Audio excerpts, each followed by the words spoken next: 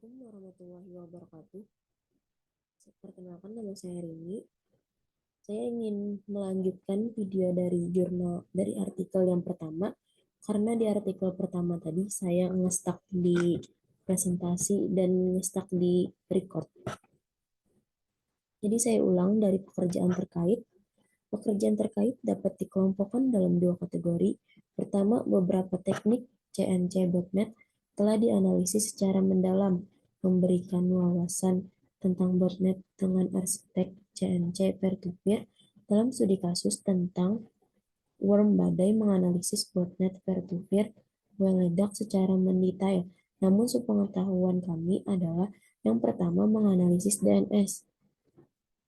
Sebagai botnet CNC, pekerjaan kami memberikan informasi tentang bagaimana pesan CNC disusun, dienkripsi, dan dikodekan dalam sintaks DNS reguler, seperti halnya pada Betterbot yang menggunakan DNS yang kami temukan selama pekerjaan ini.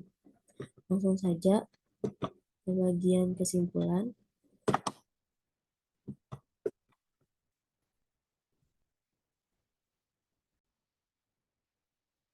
Kesimpulan terinspirasi oleh perilaku permintaan DNS yang tidak normal. Jadi melangkah ke CNC botnet jenis baru, ini menunjukkan bahwa meskipun banyak keluarga bot menggunakan IRC atau CNC berbasis HTTP, membuat malware masih mencoba menggunakan cara baru untuk menyusun bot mereka. Jelas bahwa DNS CNC menggerakkan botnet CNC satu langkah lebih jauh ke arah saluran rahasia.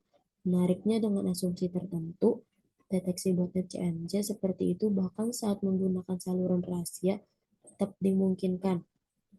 Untuk menggabungkan fitur teori informasi yang sadar protokol dengan fitur perilaku komunikasi agregat dan menerapkannya pada berbagai tingkat abstraksi lalu lintas jaringan, yaitu transaksi DNS dan host. Dengan cara ini berhasil mendeteksi DNS CNC dalam lalu lintas DNS dunia nyata. Selain itu, dapat menyediakan sarana mengklasifikasi malware terkait penggunaan DNS CNC berdasarkan lalu lintas jaringannya. Singkatnya, kami tidak hanya menjelaskan botnet dunia nyata menggunakan DNS CNC, tetapi juga menyediakan mekanisme untuk mendeteksi DNS CNC di dalam lalu lintas jaringan.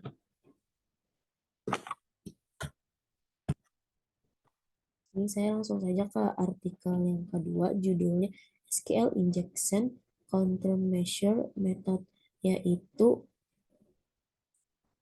metode penanggulangan injeksi SQL.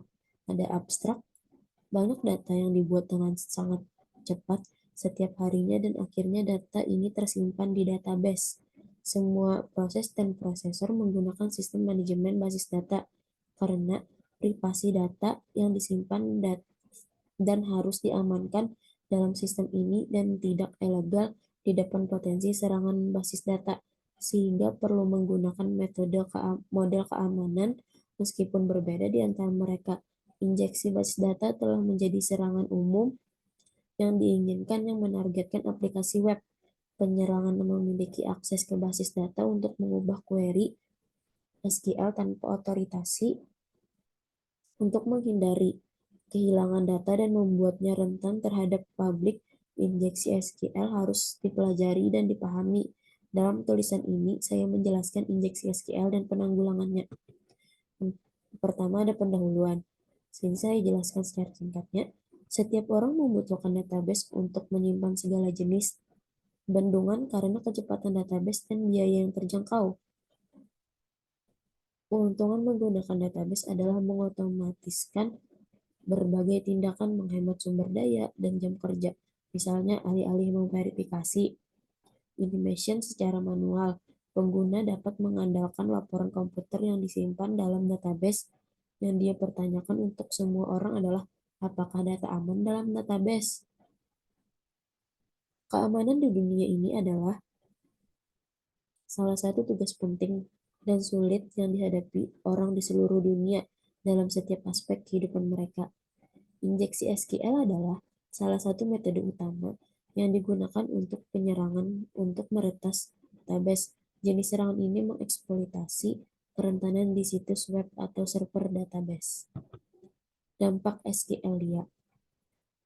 SQL adalah bahasa query basis data yang memungkinkan bahasa pemrograman web untuk berkomunikasi dengan server basis data menggunakan perpustakaan khusus bergantung pada masing-masing bahasa komunikasi dilakukan dengan pernyataan server mengembalikan hasil berdasarkan query.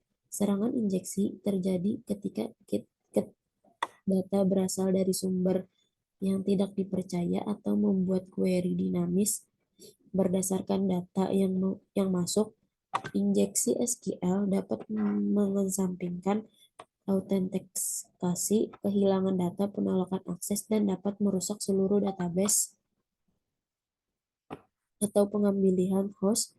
Konsekuensinya utama dari kerentanan ini adalah hilangnya kerahasiaan tentang data sensitif yang disimpan pada tingkat basis data, pencarian yang dilihat oleh bukan pemilik, dan penggunaan data tersebut secara tidak sah dalam tingkat ilegal. Injeksi database integritas. Injeksi hasil berhasil memberikan kemungkinan untuk memodifikasi atau menghapus data dari database yang terinfeksi.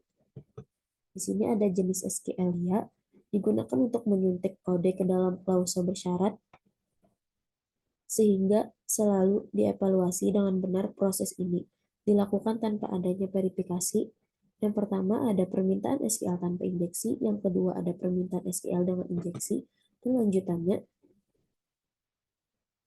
teknik ini digunakan untuk menghindari deteksi karakter yang tidak diinginkan, menggabungkan fungsi char dengan pengkodean angka untuk mengembalikan karakter asli. Misalnya, penyerangan penggunaan karakter. Metode ini mengandalkan memasukkan data sehingga query menjadi salah, dan karena itu ketika sistem menjalankan query, Anda mendapatkan kesalahan membuat sistem menunjukkan kesalahan ini. Dan ini adalah poin penting di mana munculnya kesalahan menunjukkan kepada penyerang apa yang akan bergantung padanya, dan juga teknik dan mengumpulkan informasi penting tentang jenis dan struktur database, back-end, dan metode yang akan dia gunakan, dan juga elemen yang akan ditangani bersama, dan dengan demikian memfasilitasi proses serangan. Penyerangan mengeksploitasi prosedur tersimpan dalam sistem basis data. Prosedur tersimpan ini adalah sekumpulan kode yang melakukan beberapa tugas tanpa harus menulisnya setiap saat dan berisi beberapa tugas berbahaya yang dapat dieksploitasi penyerangan saat mematikan sistem.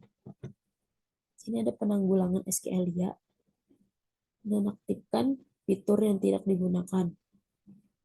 Semua fitur yang tidak akan digunakan tidak perlu menyimpan fungsi server Anda yang tidak Anda gunakan karena berpotensi berbahaya bagi Anda. Pesan kesalahan khusus saat menjalankan query. Jalankan pengujian untuk melihat apakah query mengembalikan kesalahan. Jika ada kesalahan, beri kesalahan khusus. Kesalahan SQL memberikan terlalu banyak informasi.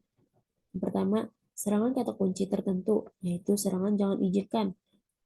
Karakter atau kunci tertentu. Memang ada kata-kata yang pengguna tidak perlu memasukkan query. Jika kata seperti ini dikembalikan, harus dihapus karena itu mungkin akan datang dari serangan. Lanjutannya, yang kedua, ada jenis kata kunci berbahaya. Anda dapat membatasi ukuran data yang dimasukkan oleh pengguna. Kami melihat bahwa beberapa injeksi memerlukan sejumlah karakter tertentu. Anda dapat membatasi nomor ID hingga 5 karakter, dan itu seperti contohnya. Dan yang ketiga ada server, ada input HTML. Gunakan pernyataan persiapan. Solusi ini tetap yang paling efektif untuk melindungi dari injeksi SQL. Ini akan meminta Anda sedikit lebih banyaknya, tetapi akan secara efektif mengamankan server Anda. Seperti contohnya, dan ada evaluasi SQL LIA. Para peneliti yang telah menyarankan beberapa teknik untuk memecahkan masalah injeksi SQL. Teknologi ini berkisar dari praktik terbaik pengembangan hingga kerangka kerja yang sepenuhnya otomatis untuk mendeteksi dan mencegah SQL LIA. Di sini kita akan meninjau teknik yang diusulkan ini dan meringkas kelebihan dan kekurangan. Sangat jelas bahwa serangan SQL adalah kelas penting dari serangan aplikasi web, menyoroti yang terbaru sementara daftar lengkapnya cukup besar. Setiap situs web rentan terhadap serangan SQL jika tidak diamankan dengan benar, meskipun ada sejumlah besar penelitian yang dilakukan pada berbagai jenis serangan dan mekanisme SQL, ada kekurangan dalam penelitian yang berhubungan dengan teknik yang efektif untuk mendeteksi dan mencegahnya terjadinya aplikasi web yang dikembangkan dengan HTML selalu rentan terhadap serangan injeksi SQL. Dengan memasukkan perintah HTML sebagai masukan penyerangan dan dapat memanipulasi program untuk mendapatkan apa yang mereka inginkan, SQL DOM adalah salah satu pengamanan yang dikembangkan untuk menangani perintah HTML yang disuntikan. SQL DOM mampu mengubah HTML menjadi data terstruktur yang menyulitkan peretas untuk memasukkan perintah HTML sebagai masukan, sehingga memodifikasi tidak digunakan. Kesimpulan adalah ini memungkinkan untuk menyajikan beberapa injeksi SQL yang paling terkenal sehingga menyoroti pentingnya perlindungan basis data. Suntikan ini memungkinkan untuk memiliki akses ke data, untuk mengubah atau bahkan menghapusnya, untuk merebut akun pengguna, untuk mengakses struktur database, untuk menghindari aturan manajemen, atau untuk mendapatkan beberapa informasi tentang server. Beberapa perlindungan sederhana mencegah database menjadi korban serangan tersebut. Inilah presentasi dari saya. Mohon maaf apabila saya ada salah. Dan tadi saya merekodnya karena ada nge-stuck di laptop saya. Jadi mohon maaf apabila ada salah. Kita Assalamualaikum warahmatullahi wabarakatuh.